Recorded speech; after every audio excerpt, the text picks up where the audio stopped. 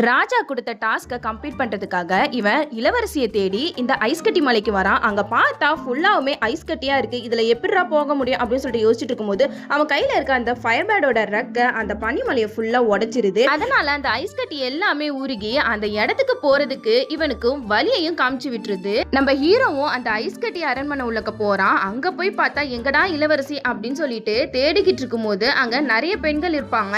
அதனால நம்ம ஹீரோவுக்கு இளவரசியை கண்டுபிடிக்க முடியாது. அவன் கையில இருக்க அந்த ஃபயர் பேடோட ரெக்க தான் அந்த இளவரசியை காமிச்சு கொடுக்கும்.